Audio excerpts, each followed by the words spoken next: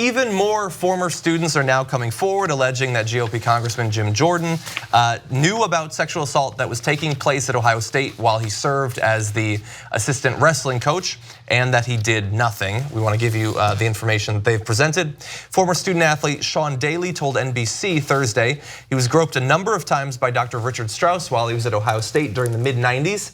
Daly said he was too embarrassed to report the abuse directly to Jordan, who worked as an assistant coach, but said Jordan was part of conversations about Strauss's systemic abuse of student athletes.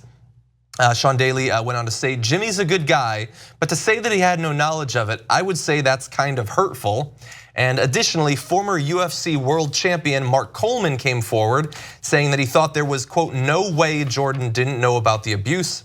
And specifically, he said there's no way, unless he's got dementia or something, that he's got no recollection of what was going on at Ohio State. I have nothing but respect for this man. I love this man, but he knew as far as I'm concerned. And so that's actually something even before these most recent two, there had already been multiple students who came forward.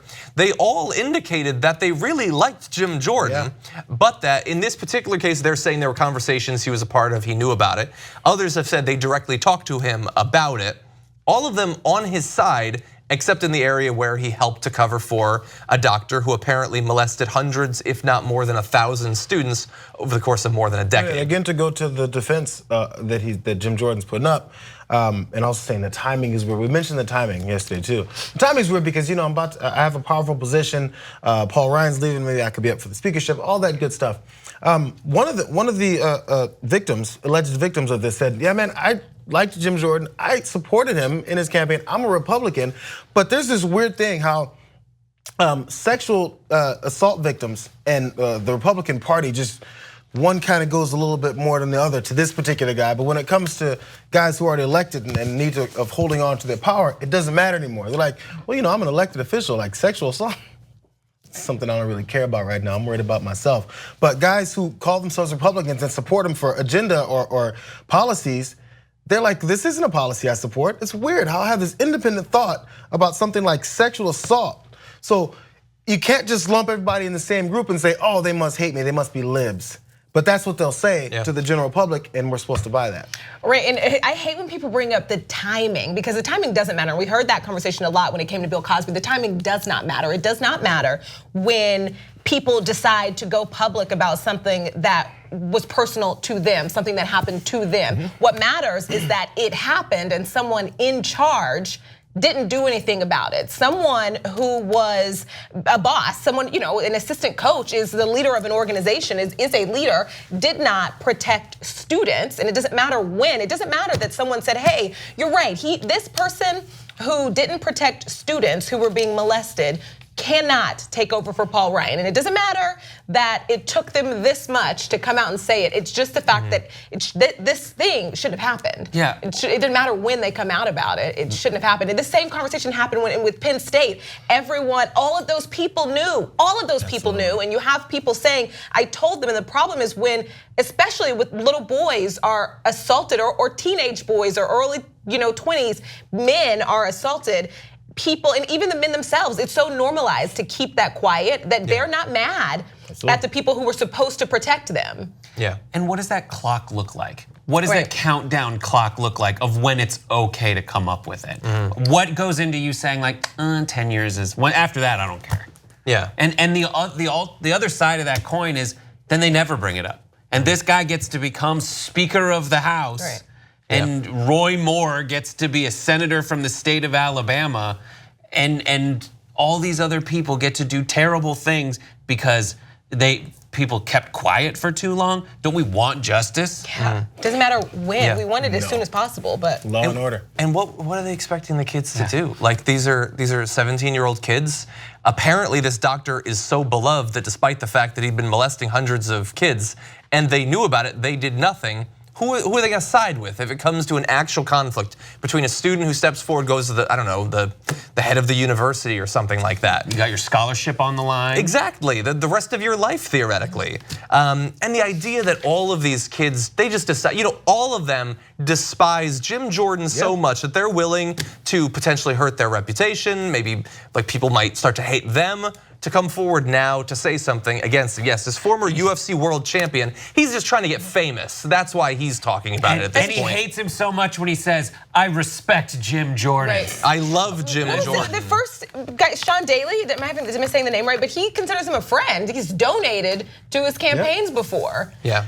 Doesn't matter. And It's not also, people who are against him. another one I'm also pointing out, he said he didn't even see it as abuse because he didn't want to jeopardize his career and all that stuff. It happened so regularly. They were like, well, this isn't really abuse. I mean, he's just kind of weird. Again, so this is one of the victims, let alone someone who was covering up. You can even come out and say, you know what, man, it was kind of a bad thing. I felt weird about it, but I regret that I was going with the sign of the times and it was just a thing that happened. Again, with the Cosby allegations and all that stuff. It was seen as something that people just did, and it was funny for these rape jokes and actual accounts of rape. So what benefit do you have, first off, to tell the truth about what happened and say the reason why you didn't say anything about it, but then when the Michigan State stuff with Larry Nass came up, you go, man, this is, maybe it was abuse, maybe I've been abused. A lot of people don't even realize it because of how regular it was. So on top of that, then you have the President of the United States backing this guy up. So what fun is it? And now going up against the president who said, I'm not sure if you're gonna get to this, but said, Let's play it. Trump. Yes. I don't believe them at all. I believe him talking about Jim Jordan. Yeah, so Jared put together a mashup. You come forward and you will expect that the people in power now will never ever listen to you, as demonstrated in this mashup. Roger Ailes, is he helping you? Is he advising you? Well, I don't want to comment, but he's been a friend of mine for a long time, and I can tell you that some of the women that are complaining, I know how much he's helped them, and even recently, it's very sad. Because he's a very good person. I've always found him to be just a very, very good person. It was very sad when we heard about it, and certainly he's also very sad. Now, he also, as you probably know, he says he's innocent, and I think you have to remember that. He said very strongly yesterday that he's innocent. Is an accused Well, he child denies it. molester better Look, than he a denies it. I mean, if you look at what is really going on and you look at all the things that have happened over the last 48 hours, he totally denies it. He says it didn't happen. And, you know, you have to listen to him also. You're talking about, he said 40 years ago this did not happen. So, you know. So, you know, if someone's accused of a crime and they say they didn't do it, I guess you shrug your shoulders. You don't know what could possibly happen. I mean, remember there, he's talking about a group of men, one who's alleged to have tried to rape women, one who beat his girlfriend, one who went on dates and tried to molest underage girls. And universally, as long as they've been polite to him in the past, he's going to go with them. And I will say what's interesting about this particular case, because of course he also defends Jim Jordan now, I assumed that Republicans just don't listen to women because they generally don't, they're suspicious of women, they kind of hate them. No, they don't listen to the men either. It is just about protecting their own. Absolutely. They don't care if it's a woman, if it's a former UFC world champion, they're all liars if they're talking about my people. And they're really under attack. When you go back to Roy Moore, do you remember those kind of town halls they were having of people who were calling 14-year-old women, girls fast and this and that? But essentially a lot of them were saying, if I forgive him, if this did happen, I think it's better to forgive him than have a Democrat in his spot. So it's like, some people don't care. You eventually have to reveal your true motivations if all the evidence just piles upon you. You find that you're defending a child molester. And you'll watch Jim Jordan's statements slide and slide as it's harder and harder to refute this evidence. Can I reveal that? Yeah, so this came out while we were actually doing the show. Apparently, Jim Jordan was talking with Bret Baier in an interview about the accusations and says, quote, conversations in a locker room are different from reported allegations of abuse. I'm out. That he went from, I didn't know nothing, there was nothing, to, well, maybe we talked about it, but that's not formal or anything. When you are an administrator, when you are in charge of students, conversations in a locker room that are I want to say if you are some sort of a teacher or a coach that you have like you are an automatic reporter like that. That has to be the law. So when someone even jokingly says this in a locker room, you have to take it seriously. Is it a joke? I doubt it was a joke. Yeah, I bet this guy was like, this is really happening. And it happens to be in the locker room because that's where they see each other. Maybe the conversation he's talking about in the locker room is someone saying, stop molesting me.